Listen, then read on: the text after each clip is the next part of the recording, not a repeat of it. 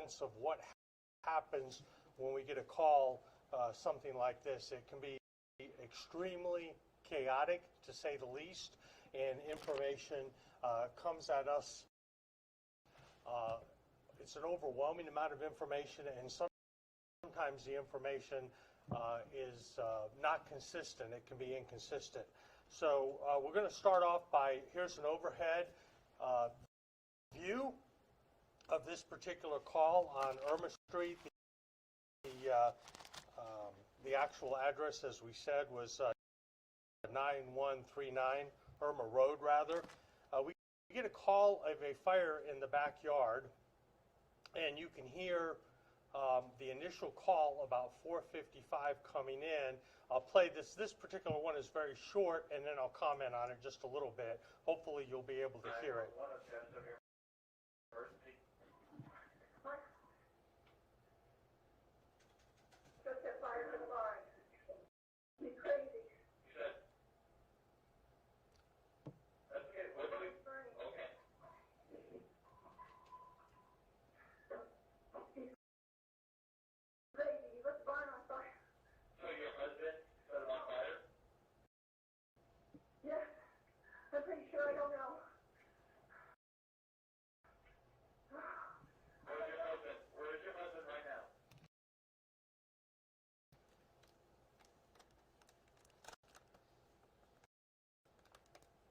Okay, as you can see, that's the first thing we get. And again, hindsight being 20/20, we know that this was an incident that was intentional, but based on that, it could have been a couple different things. It could have been intentional, as we heard. It could have been careless, and this particular individual was upset that somebody she knew was careless enough to set the barn on fire, or it could have even been, we've seen cases where it's a drug lab that gets away from, the chemical reaction gets away from those individuals and starts a fire. So we really, at this point, had no idea what we had other than a fire in the backyard in a barn that was apparently set by somebody either intentionally or because they were careless. Shortly thereafter, about 5 minutes later, again, fire rescue's already been dispatched. Law enforcement was probably dispatched in a non-emergency manner because of traffic control and so forth. But we do get, about 5 minutes later, we get a call of possible shots fired. We believe that 2 people are shot. I'll play a little bit of a fairly long 911 call for you. Again, some of these calls have been redacted. That's why there's some pauses in there. Some identifying information has been taken out. We get some information that possibly the person is still shooting, and we're also getting calls that there are explosions. And it's important to note we got at least 9 calls on this from 9, I believe, 9 separate individuals. So we're only giving you a very small piece of what we were getting in, just to kind of give you a flavor of what's going on. Again, you can pay attention to this. It's a little bit difficult to understand because the person is obviously very frantic.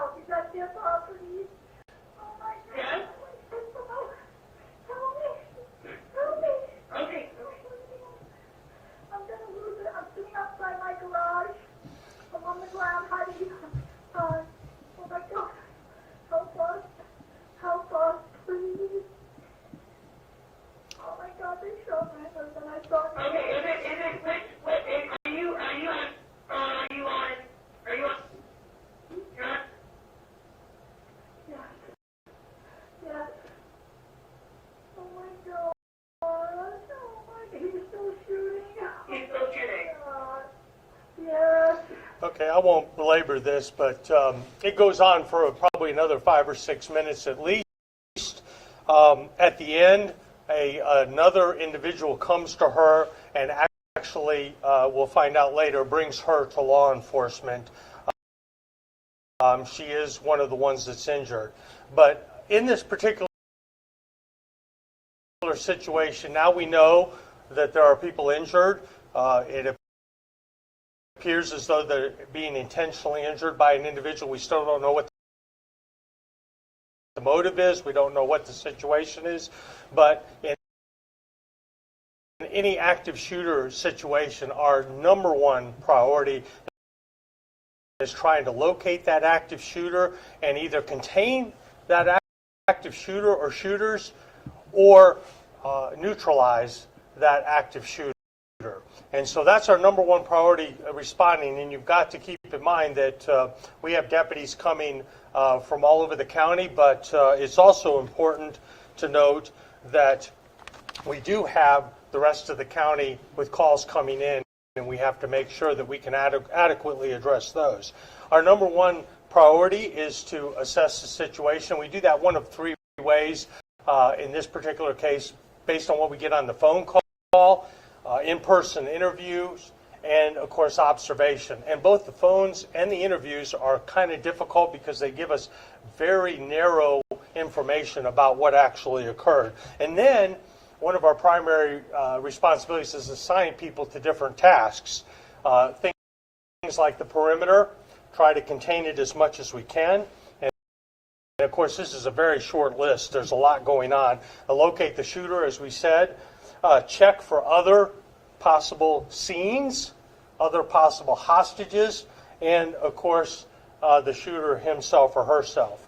And then we try to ID the shooter and try to get some background in case it does turn into some sort of hostage negotiation type thing. So crime analysis is back at the sheriff's office trying to figure out who it is and what the situation might be to give our deputies that are responding the tools they need to negotiate with this individual, if the individual is willing to negotiate. So that's where we're at now. We have a fire. The first deputy starts arriving a few minutes later at about 5:08. The first supervisor gets on scene a couple minutes later. He reports that there is additional gunshots. They're trying to figure out which house it is and that type of thing. There is some information that the shooter may have actually went back in the house, but that is unverified at best. And of course, within a couple minutes, SWAT's being paged out. All of this stuff is happening. Well, calls are coming in. Probably up until the time the supervisor got on scene, we're actually still on the phone with that first injured person, trying to get information from her.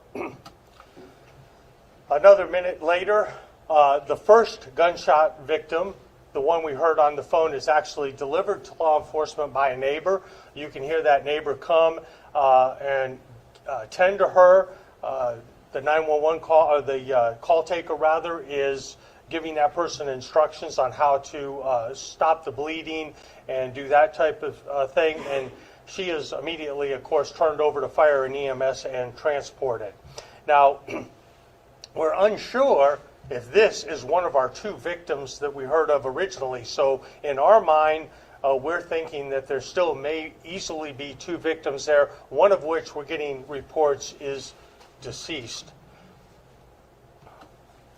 A couple minutes later, the original caller, the very first one who called about the barn being on fire, and we call her victim number 3 because we believe that she was shot at.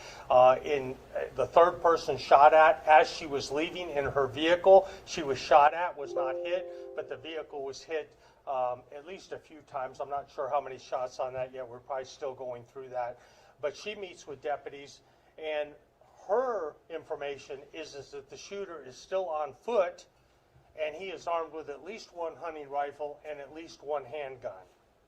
So again, we have no idea where the shooter is. We don't know if he's looking after additional victims. We're also gleaning that this particular shooter is not necessarily mad at any particular person. This is not a feud between neighbors. This is not necessarily a domestic dispute. This is somebody who's shooting at anybody who is, at this point, trying to put out the fire or trying to actually come to his aid. 531, supervisor advises that we have a pretty good perimeter on 3 sides of the 4. There's an active fire, meaning the barn in the rear. Checking nearby houses, one of our big priorities at that point was checking nearby houses, knocking on doors, trying to see if neighbors were home, and if they were okay, give them an update what's going on, make sure they haven't become hostages and this shooter is now in their house. And within a minute or two, a code red is recorded and sent out. Now, a code red is something that our dispatch center, they have to pull somebody away from answering phones and actually records that, gives a tiny bit of information about what's going on, and that we're looking for an armed suspect, and he could be in the area, and that goes out in a geographical area around this particular scene to give people information about what is actually occurring. And it's also important at the same time we're putting out media alerts to our media partners as well as social media alerts, trying to warn the public in that area that this individual could be in the neighborhood, could be armed, could be dangerous, and was shooting people, from what we could tell, at random. He wasn't after any particular individual. And it's important to note that when we're now talking to this victim number 3, the individual who was shot at, it's really the first time we're starting to get a tiny picture of the bigger picture of what's actually going on. We know that he's shooting at or shooting individuals that are truly innocent, and at that point we realize that this individual is capable of anything, and this is an extremely unusual situation because almost never do we have an individual who's shooting at random individuals. There's usually some sort of argument or something going on. Again, our main concern is, has the suspect fled at this point? Is he in the house? Is he out back? And that does happen more often than you might realize, that by the time we get a perimeter set, a suspect is fled. Again, we're trying to find out if the neighbors are okay, let them know, and of course, as I said a minute ago, we're putting out a bunch of alerts. Now, we actually asked for our rescue vehicle. It was brought to us by one of our reserve deputies because we had all hands on deck. He was able to go get the vehicle and bring it to the scene. It was quickly outfitted with the ability to breach the front door.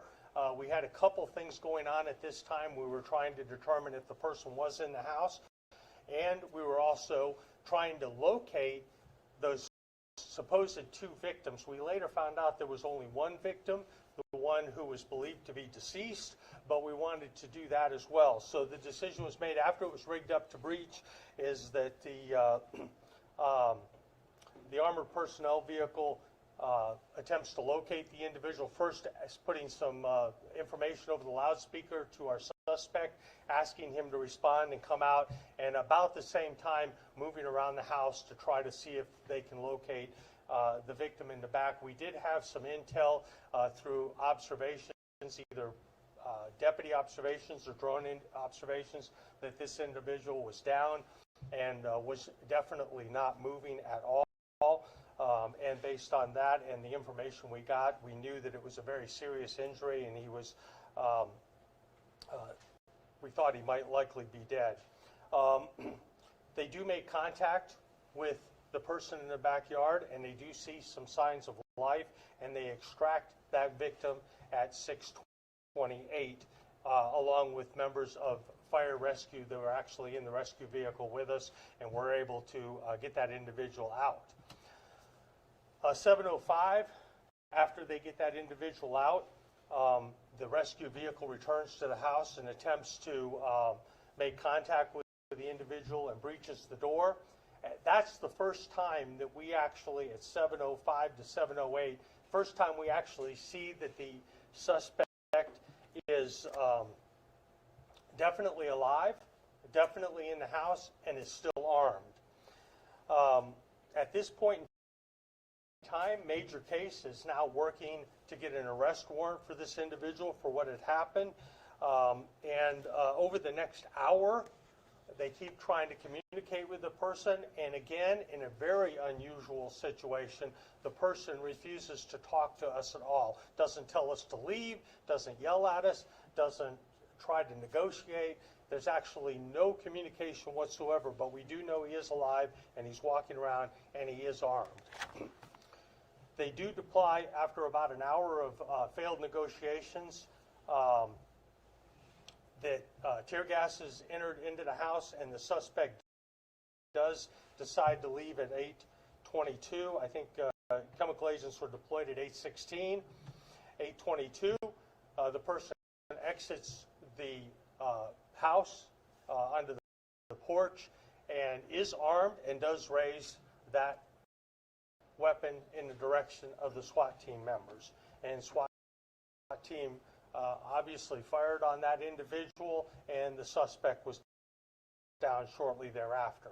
So now that's kind of taking you through what we knew and when we knew it. But what we found out, what happened prior to us getting there, is also very telling.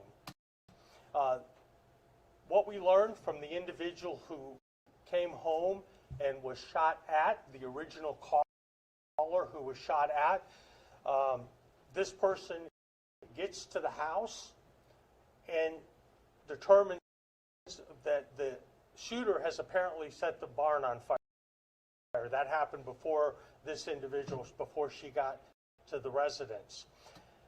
When she gets home, she sees that the shooter's pet parakeet has been shot and killed, and that the barn is on fire. That's when she calls law enforcement, and she tries to flee. Now, all about the same time, we have victim 3 tries to flee in her vehicle. Suspect is on the back porch shooting. Victim 1 is shot by the pool, unable to move, and is reported as being deceased.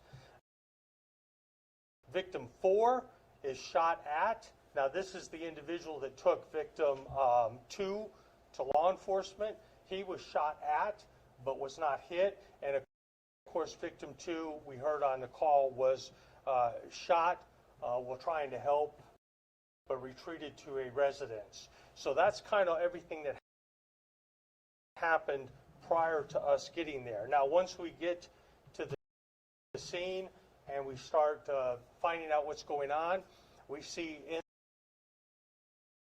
the living room area, we have a loaded shotgun, a loaded gun the suspect was holding, a live round, a loaded rifle, unloaded revolver, and then, of course, that's the location of our suspect. You can see there that we got 12 firearms out of the house, 6 long rifles, 2 with scopes. We do believe that the person in the backyard, our preliminary information is that he may have been shot with a .30-30 hunting rifle. We also got 2 shotguns, 3 revolvers, and 1 semi-automatic handgun. The calibers, as you can see, is .22, .380, .30-30, .243, and a 20-gauge shotgun. Around 70 rounds of ammunition was recovered, which included both spent shell casings as well as live rounds. You can see some pictures from inside the house, various loaded firearms in the foyer. He was it appears, of course we can't talk to the individual because he is deceased, the suspect, but it appears that he was staging these in different areas of the house. He was certainly ready for a fight. We can see on the back porch, a loaded revolver on the back porch with spent casings, a spent shell casing on the floor there on the deck. Victim 1 was just beyond this viewpoint to the right, and a loaded rifle was discovered in a room near the suspect. Again, multiple spent casings on the porch, and then, of course, you can see the door that goes into the kitchen. Victim 1 was located to the left there, out that door. That's the door that comes into the kitchen. And again, even more multiple rifles and long guns that were staged in different areas of the house. This is the doorway. This is the backyard. This is roughly where the victim was that we recovered. the doorway to the kitchen with the guns, multiple shell casings out there, revolver and shell casing, various live and spent rounds of ammunition in excess of 50 were on the ground there. It is important to point out that the neighbors said that he was shooting during the day. We don't know if there was any targets specifically he was shooting at or if he was just shooting randomly. So that's pretty much where we stand now. Again, the investigation is still going on.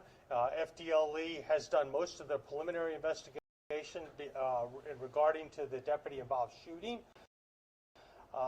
And they're hopefully going to give us a briefing within the next week or two, but they have given us a preliminary information. And I probably, because it is still open and relatively active, I'm probably not going to be able to answer a whole lot of questions, but I'll do my best to answer those that I'm able to. Sheriff, have you been able to pin down a potential motive of this incident? Well, it's obvious that this individual was out of touch with reality, so I don't know if we'll ever know completely, but I got some information today that there might have been some money issues that may have been a triggering event. This person was a military veteran. I have no idea what type of service or for how long, but the only thing we can find definitively is that there were some money issues, maybe some issues with the Internal Revenue Service, and the individual who came home to find the parakeet shot in the barn on fire did say that the person had been out of sorts, depressed. I can't remember the exact words, but for a while. Now, it is important to note that we had very little, if any. There may have been no previous history at this residence, so it's not like deputies said, "Oh, I know that so-and-so, and you know, I've dealt with him before." This was definitely unusual. Now that you've been able to take stock as much as you can after just a couple of weeks of this entire incident, can you evaluate the way this response was handled, and then B, what can you use from this to make future responses better?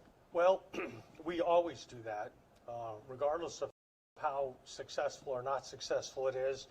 We work very hard to evaluate and try to come up with additional responses or additional ways to respond. And there are some things that we might be able to do differently, but I think our number one difficulty is that an incident like this, because the property was so large and the event was so chaotic and unfolding, and we really didn't have a whole lot of real accurate information of what was going on. As I said earlier, usually there is something that preempts this. There's a feud going on, so you know who the players are and why they're feuding. This wasn't the case. This is a person who was out of touch with reality on a very big piece of property, multiple buildings on that property.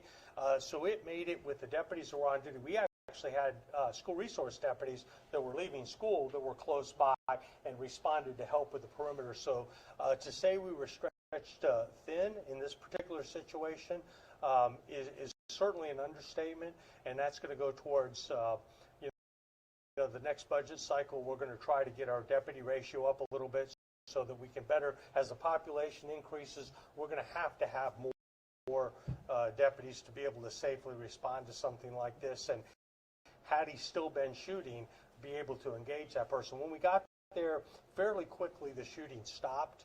I actually was able to get to the scene fairly quickly, and the shooting stopped pretty quickly, so we were really at a loss of exactly where he was from almost the very beginning. So it would have helped to have more deputies there. That's the number one thing. So. An update on the victim who was seriously? The victim, I'm sorry to say that he did not survive. I happened to actually see him in the ambulance, and again, here's things that the average citizen probably doesn't think of. We wanted one of the victims to actually look at this person and make sure that it was the victim that we thought it was and not the shooter who had tried to take his own life. And I will tell you the wound, without going into too much graphic detail was an extremely serious neck wound with what we believe was a 30-30. So it was a difficult situation, and even the witness thought the person was deceased. But there were some signs of life, and of course we were certainly hopeful, and that's why we recovered that individual. So he did end up perishing a couple days later. Are you? You almost ended. Are you comfortable with the term active shooter in this case? Well, I guess it depends on at what point you can take snapshots. For the first several minutes, it was definitely an active shooter, and the person was moving and shooting at anybody that came near the residence. After we started getting a handful of deputies there, the shooting did stop, and the person went into a barricaded mode. We didn't know that until we actually breached the door. We thought he could have fled and could have been heading towards, the restaurants on State Road 50 for all we knew. But in hindsight, it became a barricaded subject relatively quickly in the unfolding of events. And have you been able to establish how the shooter, or if the shooter, I assume he did a little bit, how he knew these victims? They were neighbors. And again, there was no indication that these individuals had any ill feelings towards each other. So I think that's why you could hear the person, and again, the 911 call is much longer, but you could hear the individual, not just going through a very horrific experience, but trying to rationalize what's actually going on, because I don't think this was something that they had ever expected. It was totally out of the blue. Do you think this subject recognized you folks as representatives of the government in some sick way? I have no idea. He did not that we know of. We did hear some shooting fairly early on, as I said. When the first supervisor got there were still some shots being fired. I don't think we've been able to narrow down whether those were random shots, whether they shots at something he perceived. We can't talk to him, obviously, or whether he was actually shooting at deputies he might have seen moving. I don't think we had any deputies reporting that they felt like they were being shot at, but of course we're talking about a fairly large piece of property. We don't know where the shooter is, so he may have been directing some of that at us, but we're not exactly sure why he stopped shooting, whether he saw us or whether he just had shot the people he did see coming to the barn to try to help put out the fire, and then didn't see any other people. And of course we'll never know. Yes, sir. Is there any record that the shooter had any kind of interaction with the sheriff's office? No, as I said, I don't think we had any interaction with that individual at all. And it certainly wasn't anything serious if we did. I don't even know if we did a traffic stop on the individual, much less have any type of serious interaction with him. No domestic calls, no mental health calls, nothing like that. So it was really out of the blue. Most of the time when we deal with this, the patrol deputies have some knowledge of the individuals involved and know that the two neighbors are feuding with each other, something like that. That was totally not the case in this situation. Was he the owner of the house?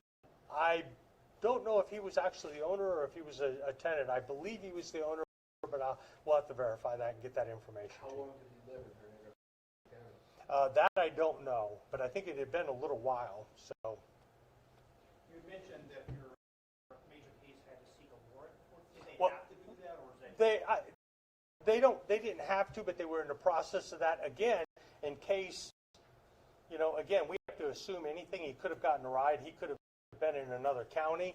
And of course, if anybody runs into that person, we want to make sure, number one, for the safety of those involved, the law enforcement people involved, that this person is wanted for a very serious violent act, and also so they have the ability to arrest that person the minute they run into him. So all that, and a warrant to search the property too, because had he survived, we wanted to make sure that we didn't do anything that might have jeopardized our case against them. So all that is happening contemporaneously. So. Do you know how many deputies were there in total? I don't like to give specific numbers, and of course they were arriving minute by minute, both on duty and off duty, being paged out, the SWAT team and so forth. And again, that's a logistical issue to deal with, setting up a command post and getting people to where they need to be. But I can tell you that after many, many minutes, probably about the time the armored personnel carrier got there, the rescue vehicle, there were probably at least a few dozen deputies there.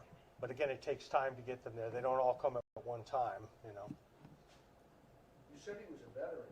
Was there any contact with the VA about whether he'd ever been to the VA or anything? That I haven't been given that information. We may have checked on that, but I don't know if there was any contact with them or if they've given us any information about his mental state. They certainly didn't contact us prior to and let us know of anything, and he may not have contacted them at all. I seem to recall information that the individual that came home and found the deceased parakeet was trying to convince him to get some help over the last several weeks or months, but had been unsuccessful in that. But I don't know all the particulars there. So, all right. Thank you all very much for coming out. Again, I apologize for the length of it. If you have any information, the 911 calls have been redacted and they're available if you would like them. Just get with our public information officer, and if you have any follow-up questions, the PIO team will be happy to help you out. Thank you all very much, and have a good afternoon.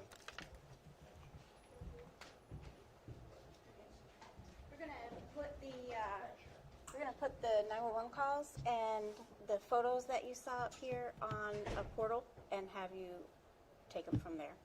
We'll send that out when it's ready. We'll get that ready pretty quick. Parakeet was shot that day, right? Yeah. Anything else, anybody? Thank you for coming. We appreciate it.